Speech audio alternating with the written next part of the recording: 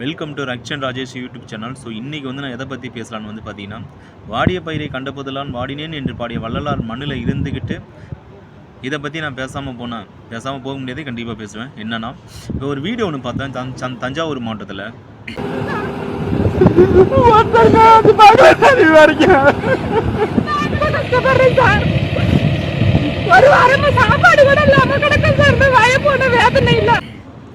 ஒரு விவசாயி வந்து பார்த்தீங்கன்னா, அவருடைய நெற்பயிர்களை வந்து பார்த்தீங்கன்னா அறுவடைக்கு தயாரான நிலையில், அதாவது இந்த இயற்கை சூழ்நிலை காரணமாக அந்த பருவ மழைகள் அதிகமாக பெய்துள்ளதால் அவருடைய நிலங்கள் முழுவதும்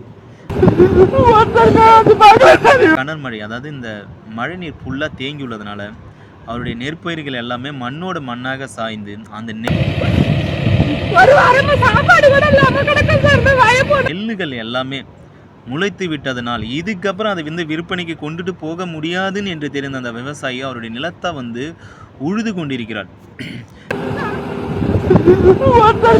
இதை பார்க்கும்போது நமக்கு கொஞ்சம் கஷ்டமாக இருந்தது. என்ன ஒன்று நம்ம வந்து இதில் வந்து சொல்ல போகிறோம் அப்படின்னா, தமிழ்நாடு கவர்மெண்ட் வந்து பார்த்திங்கன்னா நிறைய பேத்துக்கு வந்து உதவி பண்ணியிருக்காங்க, சரிங்களா? உதவி பண்ணிட்டு இருக்காங்க. இப்போ வந்து பார்த்திங்கன்னா சமீபத்தில் வந்து பார்த்திங்கன்னா இந்த கரூர் மாவட்டத்தில் வந்து 41 பேர் உயிரிழந்தவங்களுக்கும் வந்து உதவி பண்ணியிருக்காங்க.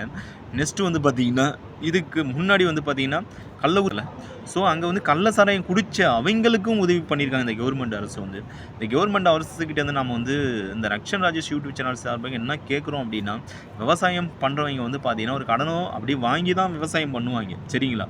இந்த கடனை வாங்கி தான் விவசாயம் பண்ணுற அவங்களுக்கு அடுத்த பயிர் பண்ணணும்னா இதில் வர்ற அந்த வருமானத்தை எடுத்து தான் அடுத்த பயிர் வந்து அவங்க வந்து நெக்ஸ்ட்டு பயிரை வந்து அவங்களால வந்து பண்ண முடியும், அதாவது ரெடி பண்ண முடியும்.